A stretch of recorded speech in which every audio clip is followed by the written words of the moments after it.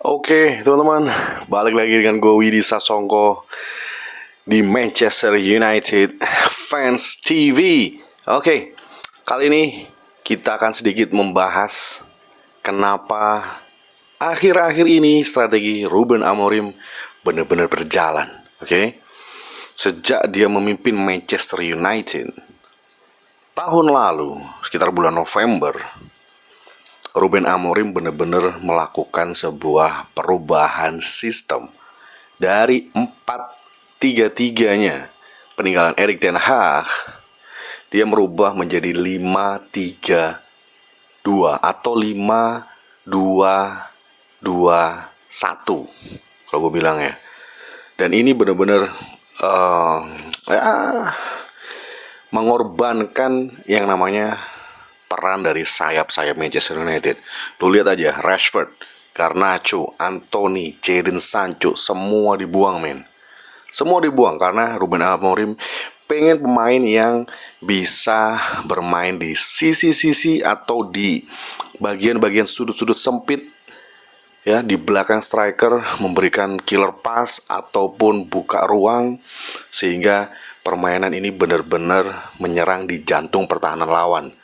Beda dengan zaman Erik ten Hag, kita selalu menyerang lewat sayap, menyisir sayap, cut in dan shoot. Dan sekarang pola itu benar-benar sudah terbaca oleh banyak klub Premier League. Lu lihat contohnya Liverpool. Udah kalah berapa kali dia pakai formasi seperti itu. Tetapi apa yang menjadi sistem Ruben Amorim ini akhirnya benar-benar berjalan, men. Yang pertama jelas ganti profil pemain. Dimulai dari depan. Kita lihat pemain yang sebenarnya cocok bermain di depan itu adalah Zirkzee daripada Rasmus Højlund. Karena Rasmus Højlund ini tipe-tipe pemain mirip seperti Erling Haaland, ya, berlari di belakang striker, ya, bukan yang bisa holding up dan link up, ya. Ini benar-benar kesulitan sekali buat Rasmus Højlund untuk bermain di bawah sistem Ruben Amorim.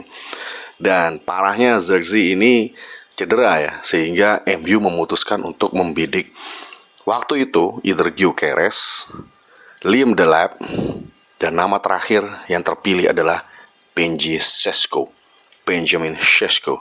Dan ini lu kalau lihat impact dari Benjamin Sesko di depan, selain dia bisa holding the ball, menangkan duel-duel udara, ya, lu lihat flick headernya ketika melawan Chelsea yang bikin Mbeumo lepas, ya, menerima second ball dari Benjamin Sesko. Lu lihat beberapa kali setiap kick off dimulai, Manchester United selalu mengarahkan long ball, ya. Jadi serangan itu dimulai dari long ball. Nah, bukannya Ruben Amorim ini lebih seperti Pep Guardiola, ya, main dari bawah, tengah, belakang, tengah, belakang, tengah, belakang, tengah, kayak gitu terus, ya. Tapi ternyata dengan profil yang dimiliki oleh Manchester United, pemain-pemain yang ada itu benar-benar nggak cocok, ya, sehingga dia harus long ball. Oke, itu dari depan perbedaan yang sangat signifikan. Kemudian yang kedua, pemain kreatif. Di situ kita ada Bruno Fernandes, Mason Mount, dan ternyata dua orang ini secara menahan bola, ya, dribbling ketika di pressure, membuka ruang, ini masih kurang, men. Dibelilah yang namanya Matheus Cunha, dan yang terakhir Bryan Mbeumo. Ini benar-benar memiliki efek yang luar biasa. Manchester United ketika akan melakukan serangan balik selalu diarahkan ke kaki mereka, either melalui pantulan bola dari Benjamin Sesko. Dan mereka ini benar-benar licin, men. First touch-nya bagus, dribblenya bagus, bisa melewati lawan. Dan gue yakin semakin hari mereka semakin mengenal satu sama lain. Oke, semakin mengenal satu sama lain, di mana Mbeumo harus bergerak, di mana Matheus Cunha mau bergerak, pegang bola rekan-rekannya, bisa akhirnya saling mengenal. Oke. Yang ketiga, perubahan di sisi wingback. Ya, formasi Amorim 5-2-2 5-2-1 atau 3-4-3, dan ketika bertahan 5-4-1, ini benar-benar selain mengandalkan long ball, mereka juga fast break melalui wingback. Dulu kita pakai Dalot di kanan dan mainnya Dalot ternyata jelek ketika di kanan. Digantikan oleh Amad Diallo. Alhasil Nussair Mazraoui tergeser posisinya. Dia menjadi pilihan ketiga bahkan. Dan bahkan dia diposisikan sebagai center back 3 di sisi kanan. Yang di situ diisi oleh Yoro bergantian dengan De Ligt. Dan tetap Mazraoui ini pilihan ketiga, men. Jadi korban dari strategi lah. Tetapi gue masih tetap yakin dengan performa Nussair Mazraoui karena dia punya crossing yang bagus. Itu senjata yang belum diperlihatkan oleh Nussair Mazraoui secara konstan. Oke. Di sisi kiri ternyata kalau gue disuruh milih Dorgu atau Dalot di sisi kiri wingback, gue pilih Dalot. Dia lebih tenang, lebih bisa bermain secara ofensif membuka ruang, dribbling, first touch-nya juga 80% bagus lah, kadang juga miss. Tetapi dia memiliki ketenangan yang tidak dimiliki oleh Patrick Dorgu. Dan Dorgu sebagai team player juga menurut gue masih umur 21 kasih dia waktu lah 2-3 tahun supaya bisa memberikan impact. Yang keempat, Ruben Amorim tahu cara menggunakan Casemiro dan Harry Maguire. Penting banget, men. Penting banget. Ketika lu melawan tim yang possession footballnya tinggi seperti Arsenal, Chelsea, Liverpool, Brentford, Man City, Brighton, ini 2 pemain bener-bener oke. Mereka main low block, lu tahu sendiri, long ball, Harry Maguire ada di belakang, aman. Serangan bola-bola mati, Casemiro Maguire mematikan. Sudah terbukti berapa kali Harry Maguire bikin gol-gol yang spektakuler dari kepalanya. Casemiro juga. Dia kalau ada di posisi yang ditekan low block, ini orang mikirnya cepet, men. Dia memang gak cepet larinya, gak cepet recovery-nya, tapi mikirnya cepet.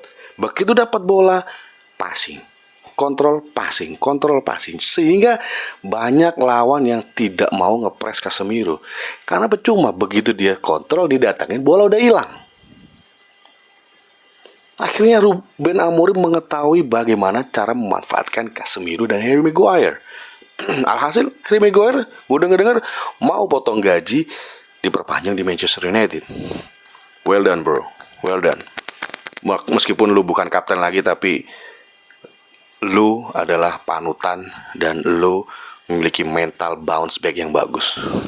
Begitu juga dengan Casemiro. Gue nggak tahu apakah dia akan memperpanjang, tapi yang jelas dia dipanggil lagi oleh timnas Brasil dan itu luar biasa untuk secara mentality mereka itu sangat bagus. Dan yang terakhir adalah apa yang dilakukan Ruben Amorim, jelas ganti kiper. Seluruh fans dunia, mau lu fans Manchester United, Manchester City, Arsenal, Liverpool, semua dunia tahu Andre Onana itu penyakit, men. Penyakit. Digantikan oleh Senne Lammens. Gue sempat ragu dengan Senne Lammens. Kenapa nggak ngambil Emi Martinez yang sudah pengalaman di Piala Dunia dan jago di Liga Inggris? Kenapa kita rekrut baru kiper yang antah berantah klubnya? Gue lihat cuplikan-cuplikannya juga nggak bagus. Tapi ternyata kalau dia dilatih oleh pelatih yang tepat, ini orang bagus. Sekarang pertanyaannya, ketika melawan tim-tim yang berat itu MU selalu bagus. Tim-tim berat dalam artian ball possession-nya bagus. Nah, ketika melawan tim yang gak bagus, yang mengharuskan Manchester United pegang bola, apakah kita akan Ruben Amorim masih memainkan Harry Maguire dan Casemiro? Gue nggak yakin. Di situ masih ada Kobbie Mainoo yang siap menggantikan dan Leny Yoro. Tetapi itu semua tergantung dari taktik dari Ruben Amorim. Harusnya dia kepingan terakhir dari puzzle yang ingin dimantapkan oleh Ruben Amorim adalah ketika melawan tim-tim yang kurang jago, yang juga memiliki naluri bermain low block. Bagaimana cara ngebongkarnya? Ya, karena kalau kita main tim-tim yang kompak, free flow-nya bagus, ya, macam Brentford, macam Bournemouth, kita masih kalah lawan Bournemouth, Fulham, ya, Brighton, Arsenal, City, Liverpool. Kita udah nemu kuncinya seperti apa. Nah, tinggal nanti bermain lawan tim-tim seperti Nottingham Forest yang lagi terpuruk. Gimana kita bisa bersikap? Bagaimana kita bisa meramu sebuah strategi?